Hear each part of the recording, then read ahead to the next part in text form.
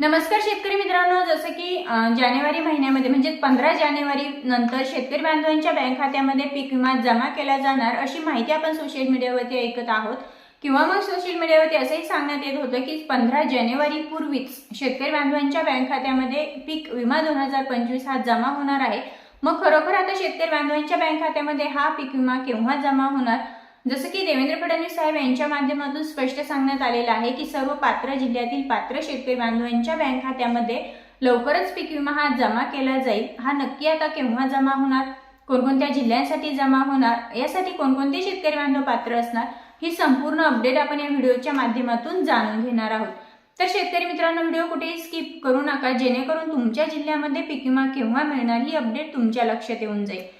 तर शेतकरी मित्रांनो, आता सर्वात महत्त्वाचं म्हणजे हा पीक विमा कोणकोणत्या पिकांसाठी मिळणार आहे। तर यामध्ये असेल कापूस असेल, सोयाबीन असेल, तूर असेल, मूग असेल, उडीद असेल, खरीपाची ज्वारी असेल, एकंदरीत ज्या ज्या शेतकरी बांधवांचं ज्या ज्या पिकांचं मोठ्या प्रमाणावरती अतिवृष्टी पूर परिस्थितीमुळे नुकसान झालेलं आहे त्या संपूर्ण पिकांचा यामध्ये समावेश असणार आहे।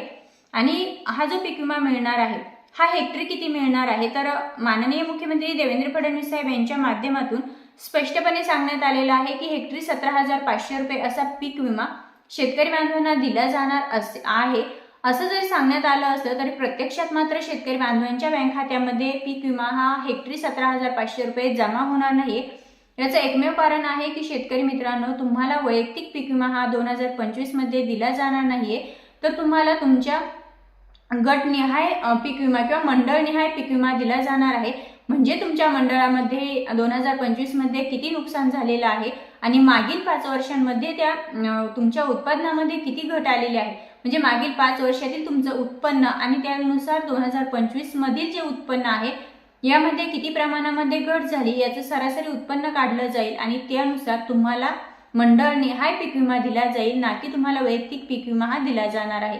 म्हणजे एकंदरीत जरी सांगितलं गेलं असलं राज्य शासनाच्या माध्यमातून किंवा देवेंद्र फडणवीस साहेबांच्या माध्यमातून की प्रत्येक शेतकरी बांधवाला हेक्टरी 17,500 रुपये असा पीक विमा दिला जाईल, परंतु प्रत्यक्षात मात्र तसं होणार नाहीये। शेतकरी बांधवांना 17,500 रुपये हेक्टरी पीक विमा हा मिळणार नाहीये, तर मंडळनिहाय पीक विमा हा दिला जाणार आहे। आता सर्वात महत्त्वाचं, यासाठी तुम्हाला तुमची केवायसी प्रक्रिया पूर्ण असणं आवश्यक आहे, तुमचं लँड रेकॉर्ड येस असणं आवश्यक आहे, तुमचा आधार हे तुमच्या बँकेला लिंक असणं आवश्यक आहे, तरच तुम्हाला पीक विमा तुमच्या बँक खात्यामध्ये जमा होईल। आता शेतकरी मित्रांनो, तुमचा सर्वात महत्त्वाचा प्रश्न, हा पीक विमा कोणकोणत्या जिल्ह्यांना भेटणार आणि केव्हा भेटणार? तर यासाठी 2025 मध्ये जे काही संपूर्ण महाराष्ट्र राज्यामध्ये शेती पिकांचं नुकसान झालेलं आहे यामध्ये अनेक जिल्ह्यांचा समावेश आहे की त्या जिल्ह्यांमध्ये अतिवृष्टी पूर परिस्थिती निर्माण झाली आणि त्यामुळे शेती पिके ही उद्ध्वस्त झाली, मोठ्या प्रमाणावरती नुकसान झालं। काही जिल्ह्यांमध्ये 90%, काहींमध्ये 80%, 60%, 50% अशा पद्धतीचं नुकसान प्रत्येक जिल्ह्यामध्ये झालेलं आहे। तर मग या प्रत्येक जिल्ह्यासाठी पीक विमा 2025 मंजूर झालेला आहे। आता तो कोणत्या पिकांसाठी आहे हे आपण सुरुवातीलाच जाणून घेतलेलं आहे, त्यामुळे हा पीक विमा कोणत्या जिल्ह्यांसाठी मंजूर झालेला आहे ते आपण समोर जाणून घेऊया।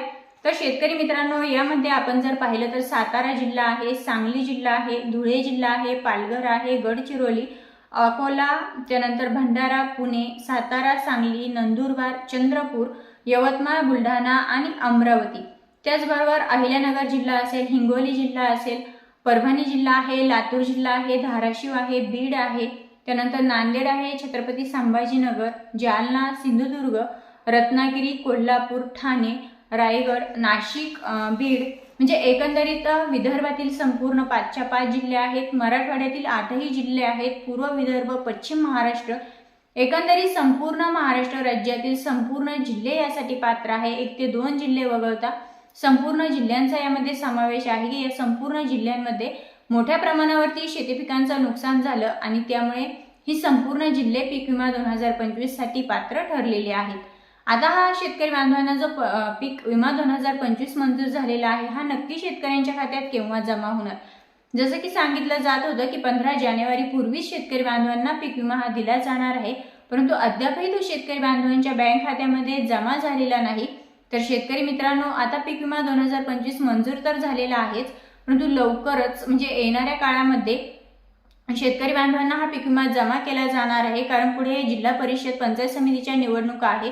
या निवडणुकांची आचारसंहिता लागण्यापूर्वीच संपूर्ण पात्र जिल्ह्यातील पात्र शेतकरी बांधवांच्या बँक खात्यामध्ये पीक विमा 2025 हा जमा केला जाणार आहे।